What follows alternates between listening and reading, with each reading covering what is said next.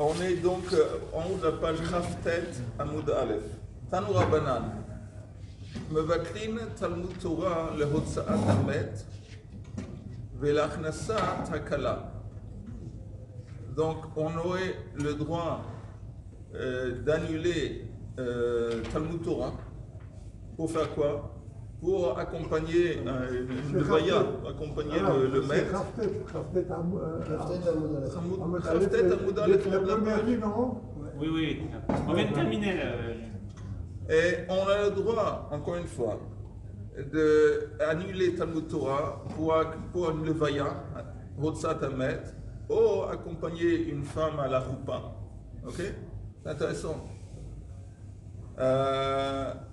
Amrou alav, mais ça laisse s'entendre qu'il n'y a pas d'autres personnes qui vont le faire. Peut-être on va en parler, mais s'il y a d'autres personnes qui vont le faire, alors tu continues avec ton limoud. Sauf si c'est d'autres personnes qui doivent annuler aussi dans le Torah. Non, ça c'est autre chose. Non, c'est autre chose. Amrou alav al Rabbi Yehuda. Rabbi Eli, on a dit au sujet de Rabbi Eli, Yehuda le fils de Rabbi Eli, Shaya mevatel Talmud Torah lehotzat hamet velachnasat hakala. Comment est-ce qu'on dit que c'est permis de faire ça, d'arrêter d'étudier la Torah pour faire ces choses? Quand il n'y a pas suffisamment de gens pour s'occuper de l'achnasat kala ou le vayat hamet. Alors là, on doit même. Là, on doit annuler. Aval yesham kol tzorko, ein mevaklin. Mais s'il y a suffisamment, de gens pour s'occuper de halvayat, de hotzat hamet ou achnasa kala, on n'a pas le droit de lever le Torah. Alors, on est à la page Khaftet, Amoud Aleph. Maintenant, la Gemara demande. Vekama kol soko. Tu me dis, s'il y a assez, c'est quoi assez? Hein? Tu comprends la question? S'il y a assez de gens qui vont s'occuper de l'enterrement ou de la khasakala, c'est quoi assez? On va voir. Kama kol soko. Amar Rav Shmuel bar Inya mishmei de Rav Treisar alfei gavre. 12 000 personnes. Veshita alfei shipurei, avec 6000 chauffarotes. C'est pour des grands. Non, c'est pour n'importe quel maître. Ça c'est Kol Tzorko. 12 000, je pense qu'ils ont ce nombre est venu à cause de la guerre contre Midian. Il y avait 12 000 qui sont allés en guerre. Oui. 1000 de chaque tribu. Ve'amrila, il y a d'autres qui disent 13 alfei gavre, 12 000 hommes, et parmi eux, Uminayu Shita alfei shipurei, 6 000, donc la moitié parmi eux qui vont sonner le chauffard.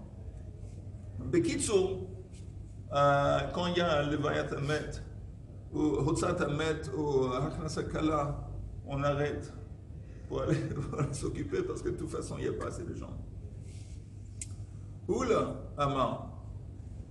Oula, lui, il dit, c'est quoi tous les besoins du maître que Gonde Chaitse Gavre Ma'abula Ad Sikra. C'est comme s'il y a assez de gens la ligne de gens va s'étaler de l'entrée de la ville, le char jusqu'au cimetière. Regardez le Rashi en haut de la page. Que Gom de Chaitse et Gavre Ma'abula le Sikra. Mechitzat Anashim, donc c'est la ligne des gens, va s'étaler Misha'ar Ha'ir, Ad Beit HaKfarot, Makom Shesoftin Otosham. Donc je ne sais pas exactement où était placé Beit HaKfarot vis-à-vis de la ville, mais apparemment c'est assez long. Ok. Qu'est-ce que ça signifie? Non, c'est simplement c'est une autre opinion vis-à-vis. C'est quoi les besoins minimes pour Hotzat Hamet? On avait parlé de 12 000 personnes et 6 000 personnes qui. Là, lui, il dit qu'il y a assez de personnes que si c'était en ligne, s'il faisait la ligne, ça s'étendrait de Sha'ir, l'entrée de la ville, jusqu'au cimetière. Rav Sheishet Amar, Kenetinata, Kach Netilata. Lui, il dit de la même façon que la Torah a été donnée, aussi quand la Torah va être prise. C'est quoi quand elle va être prise? Si c'est un Talmid Chacham qui est décédé, alors la Torah a été donnée avec 600 000 personnes. Alors, quand un Talmid Chacham est décédé, il devait y avoir aussi 600 000 personnes à l'enterrement. Ma netinata b'shishim ribo, af netilata me shishim ribo. Ok? Maintenant, la Gemara précise, hanemile, tout ce qu'on vient de dire, les man de kare vetane, c'est seulement vis-à-vis de quelqu'un qui a une maîtrise du Tanakh, micro psukim, oui, et Tane, il a une maîtrise des Mishnayot et des Braitot. Aval le man de Matne, mais celui qui enseigne, pas seulement celui qui apprend, mais il enseigne leit lei shiura. Voilà, il n'y a pas de nombre limite aux personnes qui devraient être là pour l'enterrement. Et ça a l'air que si on parle ici d'un Talmid Chacham. C'est intéressant parce que là on voit le fait que les Gdolei Tzadikim ou Gdolei Hador, il y a toujours des centaines de milliers de personnes à l'intérieur. D'accord. On apprend ça d'ici. D'accord. Je me rappelle pour le Wadi Yosef, c'était plein, jusqu'à Shmuel Navi, jusqu'à là où il a été enterré à Saint-Nildréa, pour le rapport de Halelia aussi. Oui, aussi le Rav, comment il s'appelle, le Rav Eliashiv, c'était comme ça. Oui. Tanya, tu voulais dire quelque chose, Richard? Non. Tanya, Rabbi Shimon ben Yochai Omer, Bo ure'e kama chavivin Israël lifnei hakadosh Baruch Hu. Viens et constate à quel point Am Israël sont aimés par Hakadosh Baruch Hu, valorisés. Shebechol makom shegalu shrina imahen. Parce que chaque fois qu'ils sont exilés, à chaque endroit qu'ils sont exilés, la shrina les accompagne. Galu le Mitzrayim shrina imahen. Quand ils sont allés en Égypte, la Shrina est allée avec eux. Sheneemar, Hanigla nigleiti le Beit Avicha, beyotam b'Mitzrayim. Il y a un verset qui dit que j'étais révélé parmi vos ancêtres quand ils étaient en Égypte. Galou le Babel, Shrina imahen. Quand ils étaient en l'exil de Babel, la Shrina les accompagnait. Sheneemar, le Ma'anchem, Shalachti Babela. À cause de vous, j'ai envoyé à Babel. Mais la dracha c'est à cause de Chem, le manchem shulachti. Au lieu de dire shalachti, shulachti. Que j'ai été envoyé en Babel. Bon, ça c'est une allusion au fait qu'Akadosh pouvait même aller en Babel. Va'af kshen atidin nigel, même quand on parle de la dernière, comment on dit rédemption, le dernier. La dernière Géoula. Aussi, Shrina imahen, Shneemar v'shav Hashem Elokecha et shvutcha. C'est écrit que Kadosh va restituer votre exil, mais c'est écrit shav. Shav, ça veut dire en hébreu retourner. Et la Gemara précise, v'heshiv lo ne'emar, ela v'shav. C'est pas qu'Akadosh a fait retourner les exilés. Si c'était écrit, si c'était qu'il a fait retourner les exilés, alors ça aurait dû être écrit Veheshiv.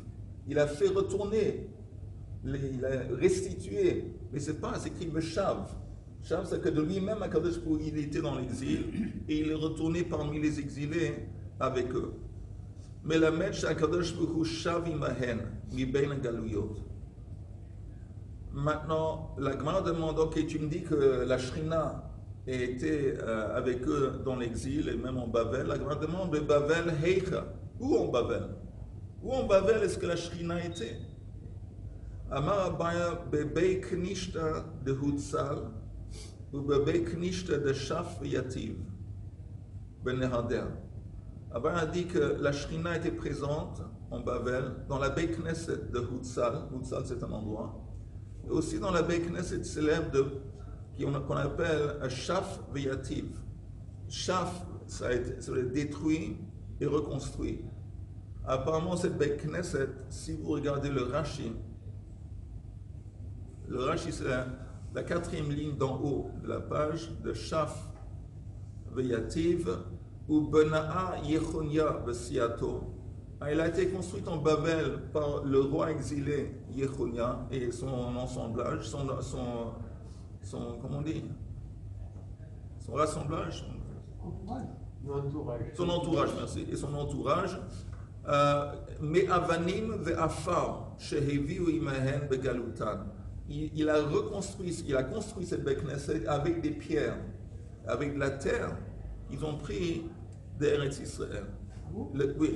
Le Kayem Mashineemar, pour mettre en pratique ce qui a été dit dans Teilim, qui ratsu avadecha et avaneha vet afara yichonenu, parce que tes serviteurs ont voulu tes pierres, ou ces pierres, et ont voulu aussi la terre.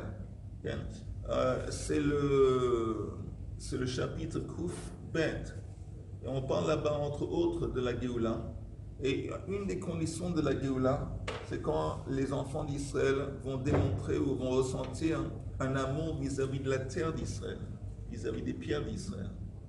Et donc on voit que la Tzionut, l'amour de la terre d'Israël, c'est très important parce que c'est, selon ce chapitre de Teilim, c'est une des conditions pour apporter la Géoula, l'amour de la terre. Alors voilà, alors, dans Babel, la Shrina est présente dans ces deux batailles Knesset. Velo Teima Hacha Vehacha. Et ne dit pas que la Shrina était aussi bien ici que là-bas. Elle était dans les deux batailles Knesset en même temps. La Zimnin Hacha, Zimnin Hacha. Il y avait des fois qu'elle était dans cette Beit Knesset et des fois qu'elle était dans l'autre. C'est intéressant, ça laisse entendre qu'elle ne peut pas être dans les deux endroits en même temps. C'est intéressant. Pas ce qu'elle ne peut pas être, mais apparemment, c'est pas comme ça qu'elle se manifeste. Ou quelquefois elle se manifeste dans cette Beit Knesset, quelquefois dans l'autre Beit Knesset. Je ne sais pas. Amar Abaya, Tei Teili. Quel mérite? Non, c'est quoi la règle? Pardon? C'est quoi la règle? S'il y a deux Beit Knesset qui sont méritants, non, écoute, nous on sait que chaque fois qu'il y a un minyan, la Shrina est présente. Alors, il y a des minyanim Baruch Hashem partout en Israël. C'est-à-dire que la Shrina est présente partout. Mais ici, je pense qu'on parle d'un niveau de manifestation plus élevé que quand on dit la Shrina est présente quand il y a un minyan. Je pense qu'à ce niveau de manifestation, alors, c'est où ici ou là-bas. Amar Abaya Teiteli, de qui je mérite. Qu'est-ce que je mérite? Je mérite quelque chose. Peut-être une longue vie. J'ai des mérites. Il raconte ses mérites. C'est quoi ces mérites? De qui Marchikna Parsa Ayalna Vamatzlina Hatam. Parce que le moment que j'étais éloigné de ces endroits, à une distance, une parsa, je pense, c'est plus ou moins 4 km. Alors je faisais un effort, même si c'était un détour, pour aller prier dans cette Beit Knesset. Donc il montrait un amour pour Avoua de Shmuel Levi. Donc le père de Shmuel Levi, Avu Yatvei Beknishta de Shaf Yativ, Benarder. Une fois tous les deux, ils étaient assis dans cette fameuse Beit Knesset de Shaf Yativ, dans la ville de Neharder. Atia Shrina. Et subitement, la Shrina est venue, quand ils étaient là-bas dans la Beit Knesset. Shamu Kol Riksha. Ils ont entendu le son d'un murmure, je ne sais pas exactement, le son Le son? Un son apparemment important. Kamu Venafku. Et ils se sont levés, ils sont partis. Ils ont quitté. Parce qu'apparemment ils avaient peur. Ils avaient peur. Rav Sheishet Havayativ, Beit Knishta, de Shaf Vayativ. Une fois, Rav Sheishet était assis dans cette Beit Knesset, Beneharder. Atia Shrina, la Shrina est venue, Velo Nafak, et il n'est pas parti, il est resté. Atu Malaché Hasharet, Bekam Va'atulei. Alors les Malaché et Hasharet sont venus et ont fait un effort de le chasser. Mais Va'atu, ou pour faire peur, ils ont essayé de le faire sortir. Alors Rav Sheishet a dit, Amar lefanav ribono shel olam, aluv v'she'eno aluv, mi nidcha mipnei mi. Si on a un endroit où il y a deux personnes qui doivent rentrer dans l'endroit en même temps, aluv, c'est un pauvre, et quelqu'un qui n'est pas pauvre, qui doit céder à qui? Alors, il est en train de dire, c'est qui le pauvre ici? C'est lui, c'est Rav Sheishet. Il est en train de dire, à toi, Kadosh Baruch Hu, moi je suis envers toi, vis-à-vis de toi, je suis alou, je suis pauvre. Toi, tu es pas loin d'être pauvre. Alors, qui doit céder à qui? Toi, tu dois céder. Adamar le Kadosh Baruch Hu il a dit à ses malachés Hasharet et ses anges, ses princes angéliques, ces gens, Shavkuhu, laissez-le. Ok. Maintenant, c'est écrit, où est-ce que c'est écrit? C'est écrit dans Yecheskel, Vaehi lahem le mikdash me'at. Je vais être pour eux comme un petit temple. Amar Rabbi Yitzhak, Eilu batei knesiot, le batei midrashot chez Babel. Il dit, ça fait allusion à tous les batei knesset et tous les batei midrashot qui sont en Babel. Et non, c'est pas seulement Babel. N'importe quel Beit Knesset, n'importe quel Beit Midrash qui se trouve dans la Galoute, c'est comme un petit Beit Midrash. Et un Beit Midrash, un Beit Knesset qui se trouve en Israël. Non, là c'est la plus forte raison. Oui. Ça c'est évident. On a même. Pourquoi est-ce qu'il précise toujours Babel? Non, parce que c'est un chidouche. Non, Babel c'est la Galoute. Et surtout, on parle d'un ouvrage qui a été écrit en Babel. Et ils sont en train de dire même dans la Galoute, c'est un chidouche. Même dans la Galoute, dans les Beit Knesset, ça s'appelle un petit temple, un Beit Midrash Katan. En terre d'Israël, puis il faudrait ça. C'est pas un chidouche. Rabbi Eliezer Amar, Ze Beit Rabbeinu chez Babel. Il dit que non, c'est pas chaque Beit Knesset, c'est plutôt l'endroit où siégeait et enseignait Rabbeinu. Qui c'est Rabbeinu? À qui ça fait allusion? Rav. Rachid dit ça fait allusion à Rav. Il était le dolador dans sa génération. Darash Rav, Maïdirtiv, quel est le sens de ce verset? Hashem Ma'on Ata Ha'it Lanu. Tu as été une résidence pour nous. Ça fait allusion à quoi? Eilu Batei Knesiot, Batei Midrashot. Encore une fois, au Batei Knesset, au Batei Midrash. Amar Abaya.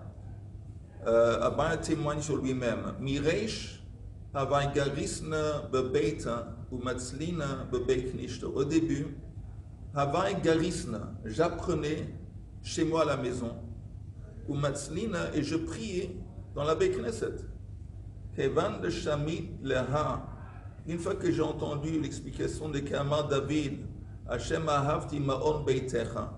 Hashem, j'ai aimé Ma'on Beitecha, la résidence de ta maison, et ça veut dire Beit Knesset. À partir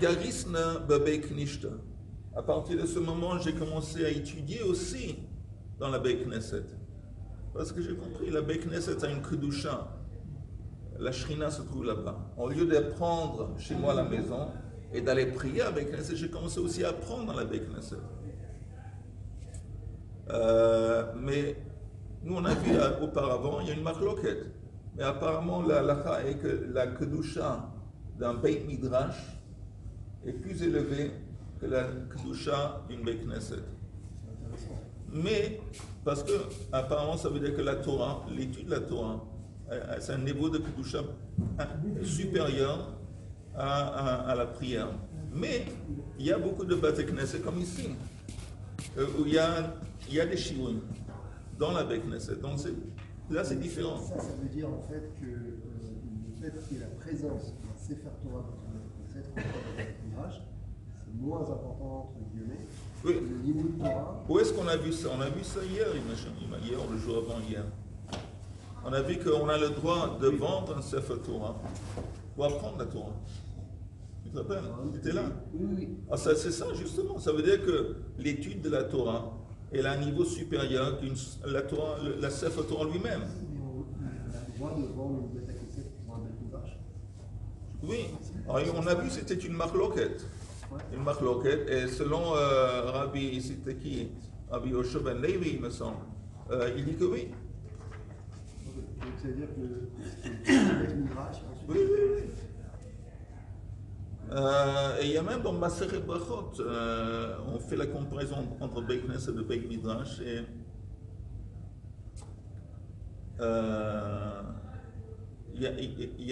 là-bas, c'est écrit que les gens, il y avait des grands chachamim qui apprenaient dans le Beit Midrash. Et après, ils allaient prier dans une Beit Knesset. Et après, ils ont compris qu'il fallait aussi prier dans l'endroit où ils apprenaient. Au lieu d'aller prier dans une Beit Knesset, ils ont commencé à prier dans l'endroit où ils apprenaient. Parce qu'encore une fois, le niveau de Kedusha dans l'endroit où on apprend la Torah est plus élevé que l'endroit où on simplement prie. Ok. Qu'est-ce que ça veut dire tout ça? Parce que s'il y a la terre, Oui. j'ai amené des pierres de Bet Amikdash, j'ai le peuple, et j'ai la Torah. Donc finalement, qu'est-ce qui manque? Si la Shrina est là, ça ne laisse pas entendre que finalement, il manque quelque chose pour le retour. Et que finalement, ceux qui sont revenus de Babylone, peut-être qu'ils sont revenus un peu tôt, peut-être. Puisqu'il y avait tous les éléments qui étaient présents. On a rassemblé en Babylone ce qu'il y avait donc à Yerushalayim. Donc Oui, finalement, attends. je veux dire que indirectement, peut-être d'une manière Non, je comprends ce que tu dis. Mais c'est vrai que la Shrina était présente. C'est pas écrit. Bon, il y a une opinion qui dit qu'elle était présente dans chaque Beit Knesset en Babel. Et même chaque Beit Midrash.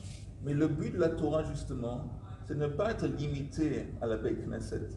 Le but de la Torah, c'est de se manifester dans la rue, dans le pays d'Israël. On avait parlé de ça.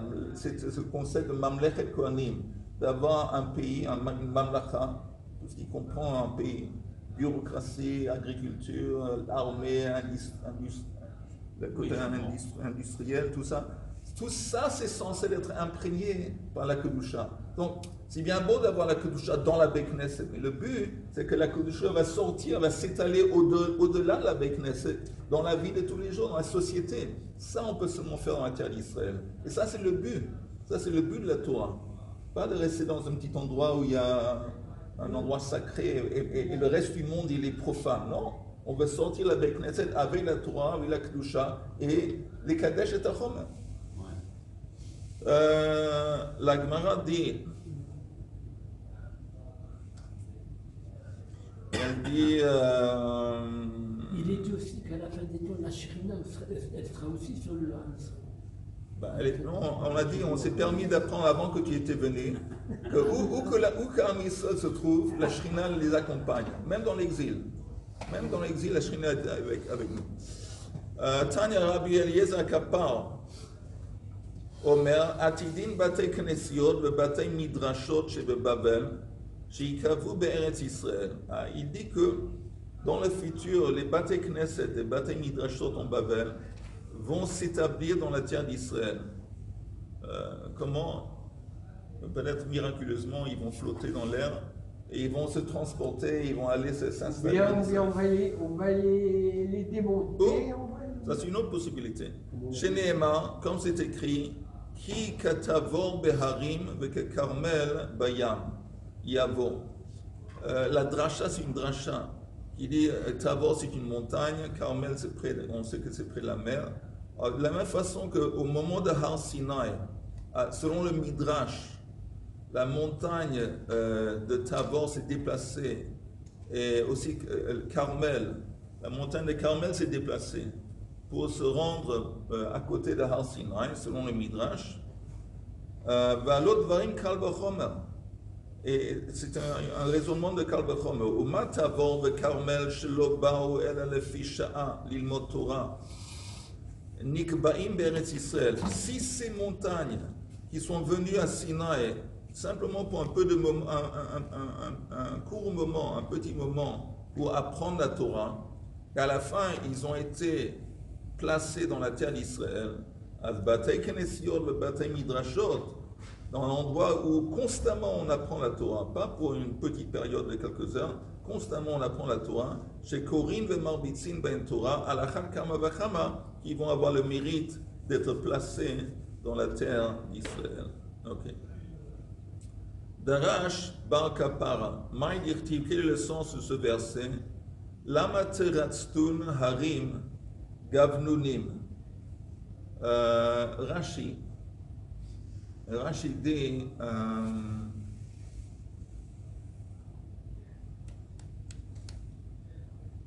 Rashi dit rien. C'est un verset de Teilim. Teratztun harim gavnunim yatsta bat kol v'amra lehem. Lama tirtsu din im Sinai.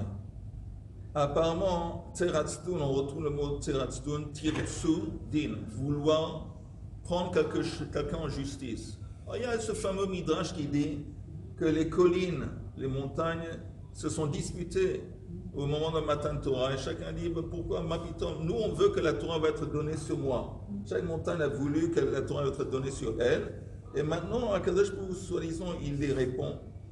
Amralem lama tirtsu din im Sinai. Pourquoi vous vous disputez avec Sinaï? Kulchem ba'alei mumim atem. Vous êtes tous des gens avec des déformités.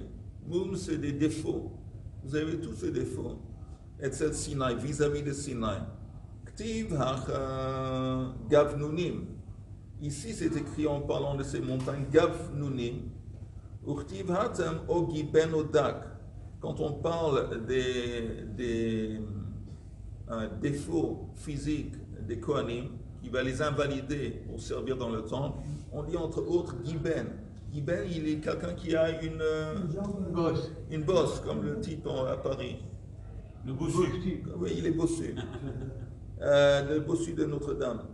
Alors, dans le mot Gavnunim, on trouve le mot Giben.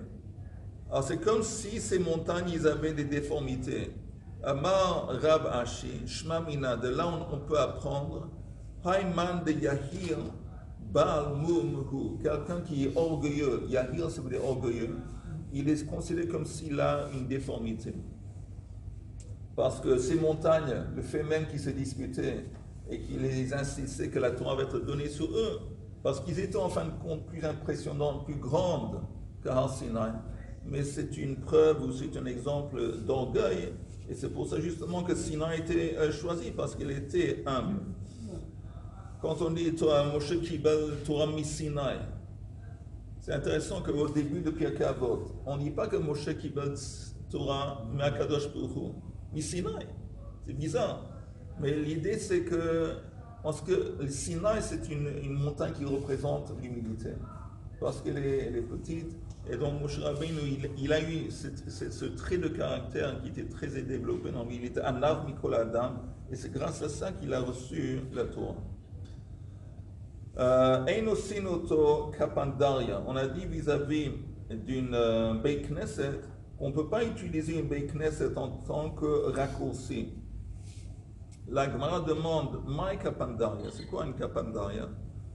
Amar Rav Kapandaria Kishma. Tu peux voir dans les lettres de Kapandaria une allusion à cette idée. Maï Kishma, ça veut dire quoi? Comme c'est écrit. Commandama ad makifna adare et ol beha. C'est comme celui qui dit ad makifna. La kif, ça veut dire faire le tour. Au lieu de faire le tour de dare, dare c'est une rangée, disons, de maisons. Disons, le type, il y a une rangée de maisons, il veut faire le tour et arriver de l'autre côté. Alors, il dit, au lieu de faire le tour, je prends un raccourci, je vais passer au milieu. Je vais passer par une maison et aller à travers la maison de l'autre côté. Alors, dans le mot Kapandaria, on peut voir Kaf, Makifna, c'est faire le tour. Daria, c'est une rangée. Donc il dit, il y a une allusion, un raccourci dans les lettres même de Kapandaria. Amar Rabbi Abahu, Im haya shvil meikara mutar. Si la Beit Knesset a été construite sur un chemin du public, un chemin public. Bon, il y avait un chemin, un shvil arabi, auparavant, précédemment, qui a précédé la construction du Beit Knesset. Bon, là, on a le droit. On a le droit de quoi? De continuer et prendre le chemin, et même si ça veut dire qu'on va, traverser l'espace de la Beit Knesset. Amar Rav Nachman bar Yitzchak, hanichnas al manat shelo la'asot kampandaria, quelqu'un qui rentre dans une Beit Knesset sans vouloir faire un raccourci, mais une fois qu'il est là-bas, mutar la'asoto kampandaria, il a le droit de faire un raccourci. C'est compris? Par exemple, quelqu'un qui rentre dans une Beit Knesset pour prier, par exemple, et il y a une autre sortie de la Beit Knesset. Au lieu de retourner par l'entrée par laquelle il est entré, ici, il y a une autre entrée. Alors là, pour lui, c'est un raccourci. Là, il a le droit. Pour sortir? Oui. Après la tefila? Oui, après la tefila. Mais encore une fois, on n'a pas le droit d'utiliser une Beit Knesset en tant que raccourci. Mais si tu rentres dans une Beit Knesset pour prier, pour étudier, je ne sais pas quoi, maintenant tu peux sortir par une autre sortie qui va te servir de raccourci.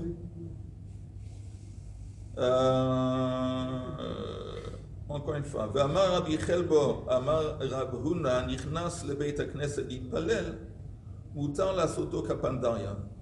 Chez Nehemar, comme c'est écrit en parlant du temple, Ubevo am haaretz lifnei Hashem b'moadim, haba derech shar tzafon nishtachavot, yeitze derech shar negev. Ceux qui sont entrés dans le temple par l'entrée, le char qui était au nord, et pour se prosterner, ils vont pouvoir sortir par le char qui était au sud, au lieu de retourner par le nord. Donc on va là aussi, ils peuvent utiliser même l'endroit du temple en tant que raccourci.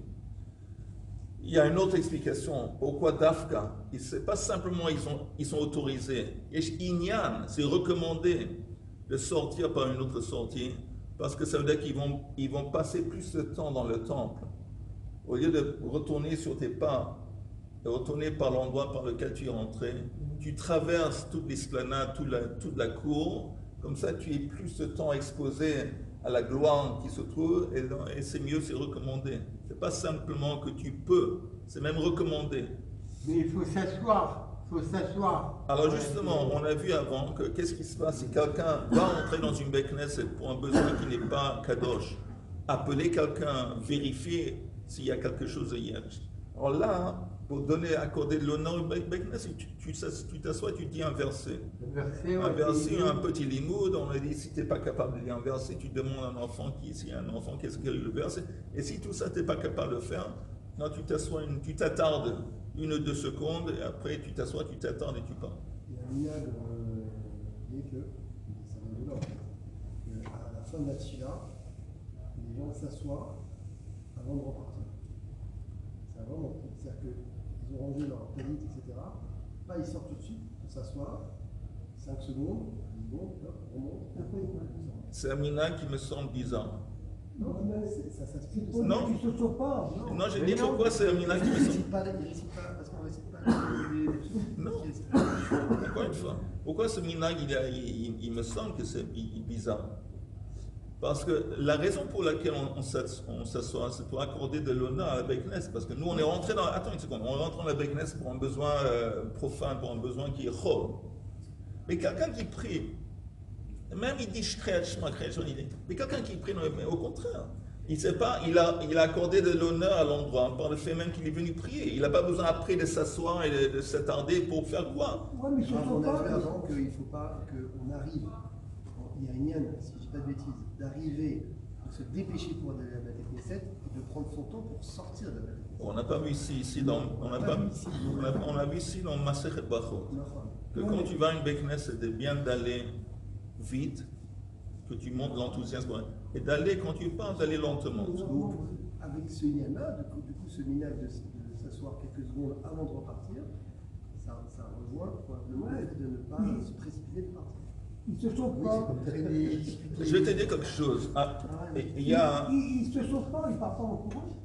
Non, personne ne dit qu'il faut partir en courant. Mais il y a oui un truc, une coutume qui est recommandée et qui est apportée dans la lacha, qu'il y a un concept qui s'appelle le lechet mechail lechail, d'aller, c'est quoi en français, mechail lechail?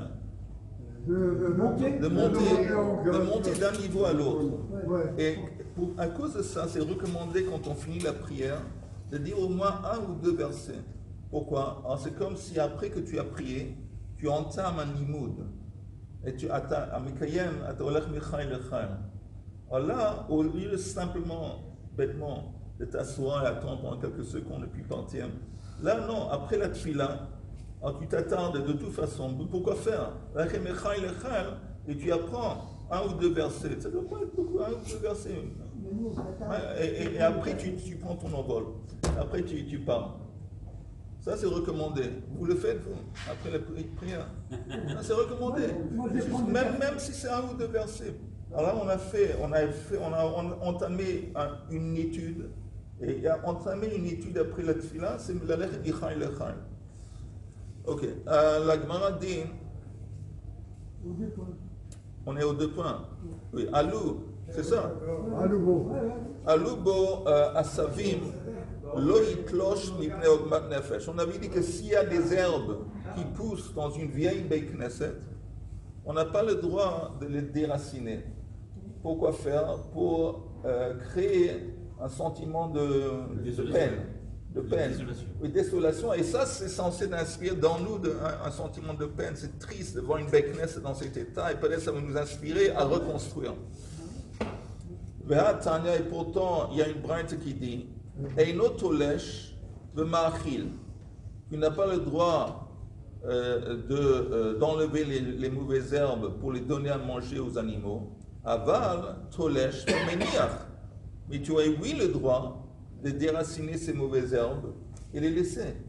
Donc il y a un autre enseignement, une braïta qui dit oui, on a le droit de déraciner à condition qu'on les laisse partir là-bas sur place.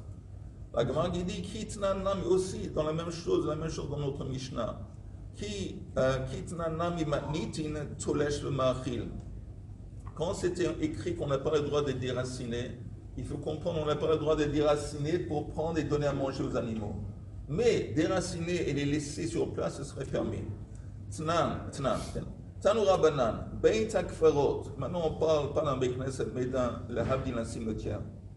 On n'a pas le droit de se comporter avec un esprit de frivolité. On n'a pas le droit de faire comme il pâturer un troupeau. Paître, merci. On n'a pas le droit de paître un troupeau. On n'a pas le droit de faire passer par le cimetière un canal avec de l'eau.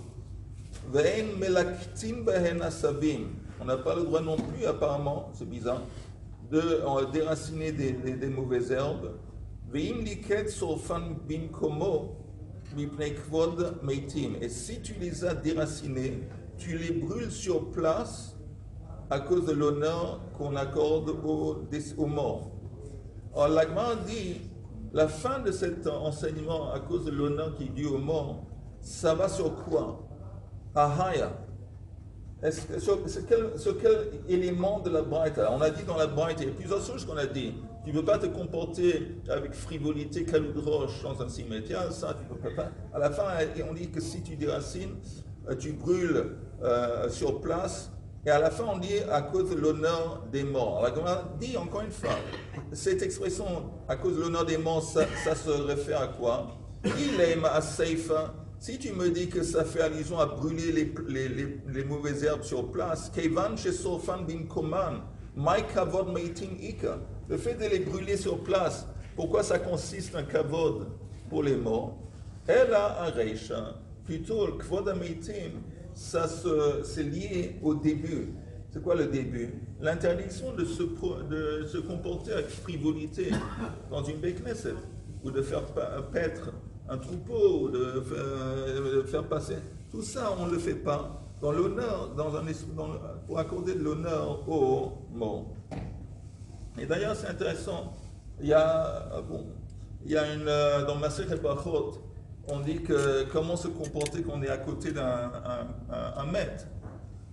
Alors, est-ce qu'on peut... Comment parler, comment discuter quand on est à côté d'un maître? On dit que si tu parles de Divrei Torah, il peut seulement dire les divrei Torah du maître. Alors pourquoi? Ça veut dire qu'il S'il y a des gens qui vont commencer, ils ont envie d'étudier ensemble, ils vont faire une chazara sur Maseret Peitza à côté du maître. On n'a pas le droit. Pourquoi? Parce que le maître, ça l'angoisse. De la même façon que s'il y a les tzitzit dehors, il est conscient de la présence d'une mitzvah, ça l'angoisse parce qu'il est dans une position, c'est fini, il ne peut plus participer. Mais si tu dis les divrei Torah qui sont ces divrei Torah, tu cites des choses que lui-même il disait, au contraire, ça c'est bien. Mais est-ce qu'on a le droit, oui ou non, de parler sport, politique et tout ça? Non. Ah, il y a une opinion qui dit que oui. Parce que le maître, il s'en fout, il n'est pas angoissé par le fait qu'il ne peut pas participer à une conversation politique ou sport et compagnie. Il s'en fout. Alors tu pourrais. Mais il y a une autre opinion qui dit que tu ne peux pas. Non plus, tu ne peux pas. Pourquoi tu ne peux pas? Parce qu'il dit, à part les sentiments, disons, du mort, il y a aussi un autre élément. La façon que les vivants sont censés accorder du respect aux morts. Ce n'est pas honorable d'avoir une discussion politique, argent, je ne sais pas quoi, sport, dans la présence d'un mort. Donc c'est vrai que le maître, il s'en fout, mais ce n'est pas honorable vis-à-vis de vous. Et donc ça aussi, ce serait interdit. Ok, messieurs, bonne journée.